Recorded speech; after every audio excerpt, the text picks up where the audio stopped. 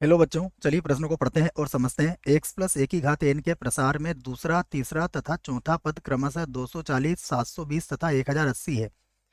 प्रसार में सबसे छोटा पद है, तो यहाँ पर हमें 16, 160, 32, 81 दिया गया है। प्रश्न को हल करने से पहले हम प्रश्न के लिए मुख्य अवधारणा लिखेंगे, जिसकी सहायता से इस प्रश्न को हल किया जाएगा। तो प्रश्न के लिए अवधारणा मुख्य अवधारणा में हम द्विपद प्रसार का सूत्र लिखने वाले हैं। हमें पता है x प्लस ए की घातांक n, या फिर a प्लस बी से लिख लो बच्चों इसको। तो a प्लस बी से ठीक रहेगा, ठीक है। तो व्यापक रूप में आ जाएगा a प्लस बी की घातांक n के प्रसार का व्यापक पद। इसके प्रसार का जो व्यापक पद होता है वो होता है t r प्लस एक बराबर एन सी आर, ए की घात n माइनस आर, बी की घात r। ये सूत्र आपको याद रखना है। अब यदि हम बात करें x प्लस ए के प्रसार के व्यापक पद की, तो इसे भी लिख लेते हैं हम यहाँ पर। x प्लस ए की घात n के प्रसार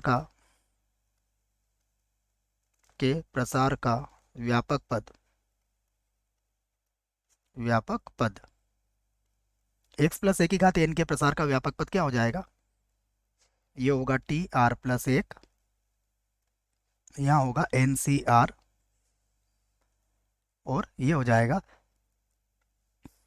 देखिए उसके बाद x की घातांक n माइनस आर, ए की घातांक r हो जाएगा। ठीक है। अब हम क्या करते हैं, प्रश्न के सभी पदों को भी ज्ञात करते हैं, दूसरा, तीसरा और चौथा पद। तो अब हम लिखेंगे सबसे पहले इसका दूसरा पद।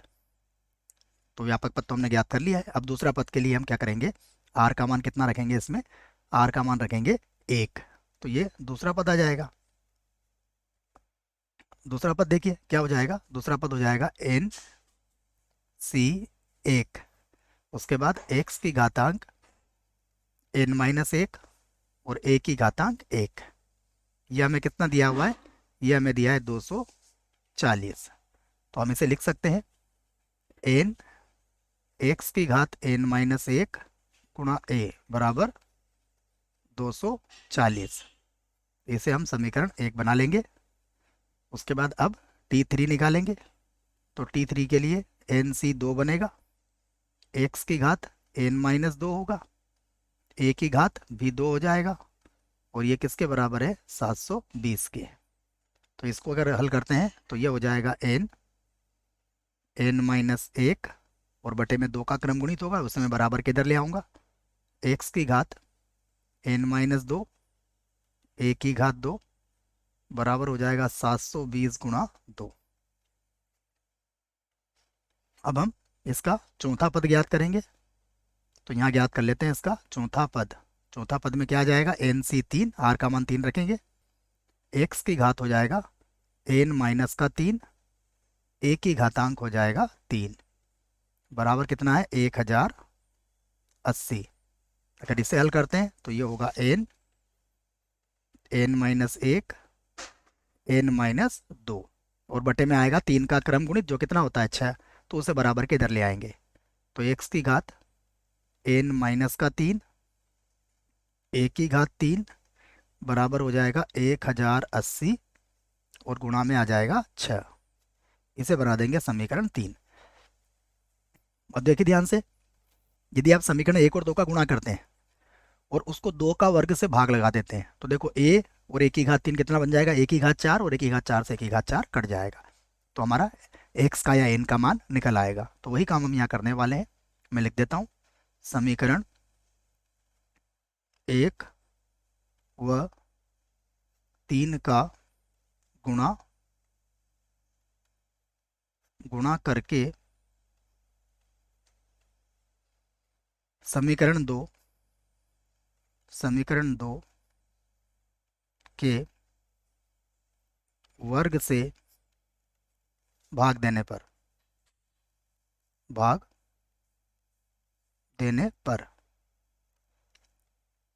देखिए क्या हो जाएगा। अगर हम देखें तो ये होगा, पूरा लिख देता हूँ मैं, एक और 3 का गुणा कर रहे हैं तो एन एक्स की घात एन माइनस एक गुणा ए, और यहाँ हो जाएगा एन एन माइनस एक एन माइनस दो। उसके बाद एक्स की घात ये हो जाएगा 2n, नहीं एन है बच्चों, है ना, 2n नहीं है, एन है केवल। तो एक्स की घात एन माइनस तीन है, तो एक्स की घात एन माइनस का तीन, और ए की घात कितनी है, तीन है। और पूरे के बटे में हम क्या करेंगे, समीकरण नंबर 2 के वर्ग से भाग लगा रहे हैं। तो समीकरण नंबर 2 का वर्ग क्या हो जाएगा, देखो ये हो जाएगा एन का वर्ग एन माइनस एक का वर्ग, उसके बाद एक्स की घातांक 2n माइनस का 4 हो जाएगा, और यहाँ पर हो जाएगा अगर करेंगे तो ए की घात 4 बराबर, ये हो जाएगा 240 गुणा 1080 गुणा 6, और बटे में आ जाएगा 720, इसका वर्ग कर रहे हैं, ठीक है। तो 720 गुणा 720, और 2 का वर्ग कितना हो जाएगा, 4। अब देखते हैं क्या क्या कट रहा है यहाँ पर, देखिए अगर आप ध्यान से देखें तो सबसे पहले तो एन एन एन के वर्ग से कट जाएगा। उसके बाद एक्स की घात एन माइनस एक एक्स की घात एन माइनस तीन कितना हो जाएगा, 2n माइनस चार, तो ये भी कट जाएगा। उसके बाद ए की घात तीन, और ए यहाँ ए की घात चार से कट जाएगा। फिर एन माइनस एक से एन माइनस एक का वर्ग भी कट जाएगा, तो क्या बचेगा, एन माइनस दो बटा एन माइनस एक। इधर तो यही बचेगा, क्या बचेगा, एन माइनस का दो, और बटे में बचेगा एन माइनस का एक। इधर देखते हैं, इधर अगर देखेंगे तो एक जीरो एक जीरो एक जीरो और एक जीरो, ये तो कट गया। उसके बाद अगर 12 के पाड़े से काटें इसको, तो 12 छंग 72 होता है, तो 12 के पाड़े से ये तो कट जाएगा 6 बार, और ये बार नमा के होता है 108, ठीक है। उसके बाद चाहे तो 6 के पाड़े से काट सकते हैं इसको, 6 के पाड़े से एक बार, और 12 के पाड़े से काट दो, पहले 12 का पाड़ा दो बार, और बार छंग 72, फिर 6 से 6 भी कट गया, 2 से 4 कट जाएगा दो बार, और 3 से, ठीक है, ये 2 से 4 भी कितनी बार कट गया, दो बार कट गया, और 3 के पाड़े से ये कट जाएगा दो बार, और ये कट जाएगा 3 बार।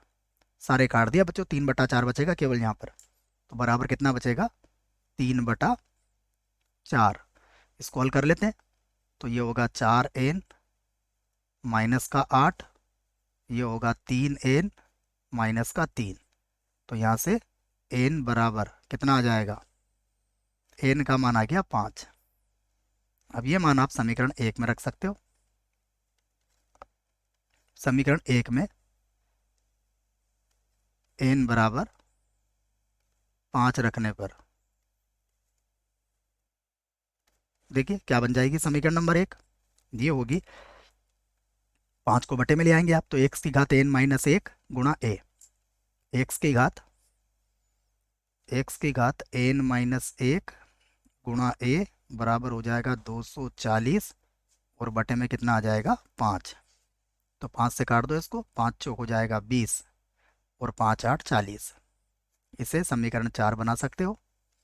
उसके बाद समीकरण 3 में भी मान रख दो। समीकरण 3 में, 2 में भी रख सकते हो, देख लेते हैं, 2 में ठीक रहेगा, 2 में रख देते हैं। इसका मान एक्स एन का मान, ठीक है ना, एन का मान कितना आया हमारे पास, 5 आया। 5 रख देता हूँ मैं यहाँ पर, लिख देता हूँ समीकरण दो, 3 में लिख दिया है बच्चों, तो 2 लिख देता हूँ, 3 में भी रख सकते हो ना, किसी में भी रखो, हल हो जाएगा। तो समीकरण 2 में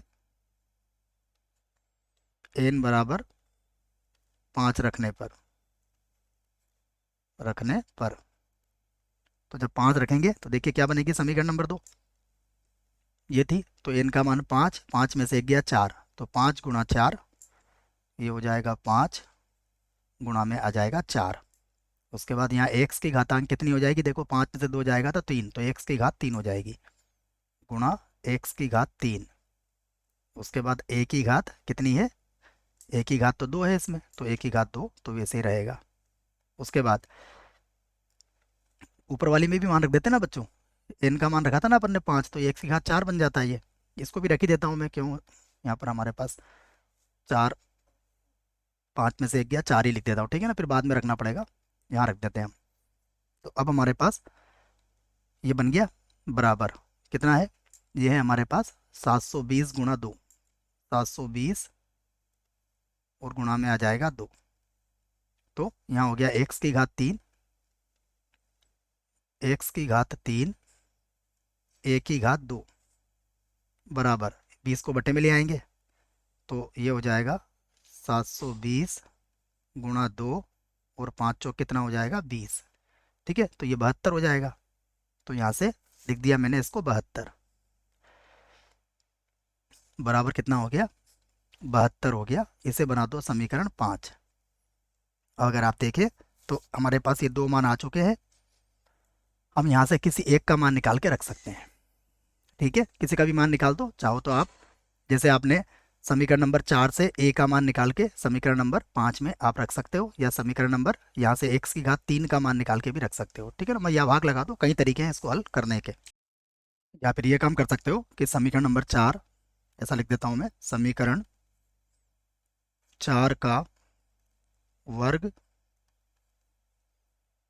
करके करके समीकरण 5 से, समीकरण 5 से भाग देने पर, भाग देने पर, तो उससे क्या फ़ायदा होगा, ए के वर्ग से ए का वर्ग कट जाएगा, कुछ इस प्रकार से, देखो ये हो जाएगा एक्स की घात 8, ये ए की घात 2 हो जाएगा, नीचे हो जाएगा एक्स की घात 3 और ए की घात 2 हो जाएगा, यहाँ पर 48 गुणा में फिर से 48 आ जाएगा और बटे में कितना आ जाएगा 72, ठीक है, इसे भी हल कर सकते हैं आप। तो काट देता हूँ मैं इसको, अगर आप देखेंगे तो ये तो एक्स की घात 5 बार, ये तो कट जाएगा पूरा, और ये एक्स की घात 5 बार कट जाएगा, यहाँ 48 से काट देते हैं, तो 12 का बड़ा, 12 दूना 36, 12 तिया 48, 12 दूना 36, सॉरी बच्चों, 12 कम 12, 12 दूना 24, 12 तिया 36, 12 चौक 48, ये 4 बार, और ये 12 चंग 72 हो जाएगा। फिर 6 से काट देते हैं इसको, तो 6 आठों कितना हो जाएगा 48, तो ये 8 चौक 32 हो गया, तो एक्स की घात 5, एक्स की घात 5 बराबर 32, 32 क्या होता है, 2 की घात 5 होता है, तो यहाँ से एक्स का मान कितना आया, एक्स का मान आ गया हमारे पास 2, ठीक है। अब ये मान कहाँ रख दो, समीकरण 1 में, फिर से, तो समीकरण 1 से देखिए, समीकरण नंबर 1 में हम क्या करेंगे, सबसे पहले जो हमने ज्ञात की थी उसमें सारे मान रख देते हैं। देखो समीकरण नंबर 1 क्या थी हमारे पास, एन, एक्स की घात एन माइनस 1, तो एन का मान तो कितना रखा हमने 5, तो एन का मान तो रखा इसमें 5, ठीक है। उसके बाद एक्स का मान कितना आया इसमें, एक्स का मान आया 2, तो 2 की घातांक कितनी हो जाएगी 4।